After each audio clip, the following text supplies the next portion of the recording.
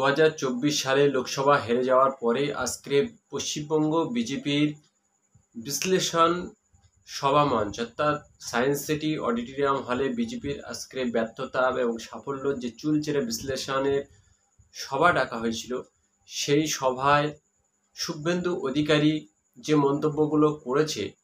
আপনারা ইতিপূর্বে সবাই জেনে গেছেন এবং সেটা নিয়ে রাজ্য এবং দেশের রাজনীতিতে তোলপাড় চলছে এবং রাজনীতির প্রেক্ষাপটে এক একটা চিন্তাভাবনার মানুষ তাকে সমালোচনা আলোচনা এই সমস্ত চলছে। কিন্তু একটা বিষয় আমাদের মনে রাখতে হবে,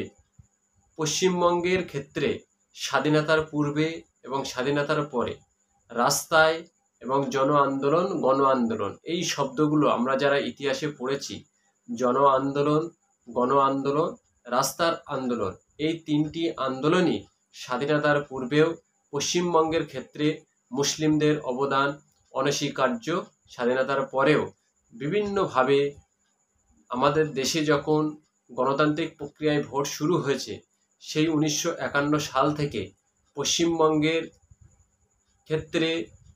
প্রত্যেকটা রাজনৈতিক পালাবদলের উপরে মুসলিমদের ছাপ অত্যন্ত স্পষ্টভাবে আছে।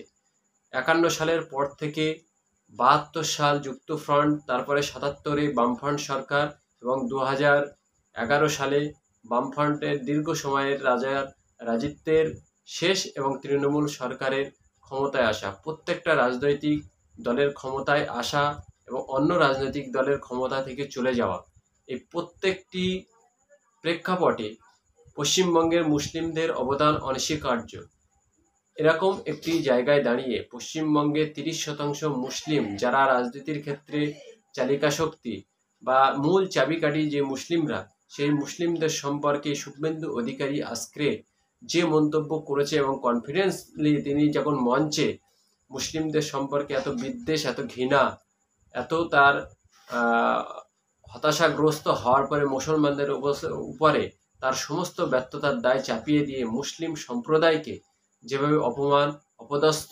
এবং খারাপ মন্তব্য করেছে, এখান থেকে আজ থেকে পশ্চিমবঙ্গের বিজেপি তাদের পশ্চিমবঙ্গে ক্ষমতায় আসার রাস্তাটা সম্পূর্ণ বন্ধ করেছে। তার কারণ হলো, যারা রাজনীতির ইতিহাসটা পড়াশুনো করে তারা জানে স্বাধীনতার পূর্ব থেকে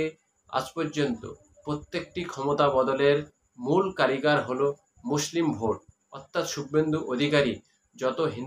হিন্দুত্ব তিনি সবথেকে বড় হিন্দু পরিচয় দিতে দিতে আজকে তিনি যেটা করেছে, না তিনি সেই বক্তব্যটাকে গিলতে পারছে, না সেই বক্তব্যটাকে মানুষের মাঝে ছড়িয়ে দিতে পারছে। এই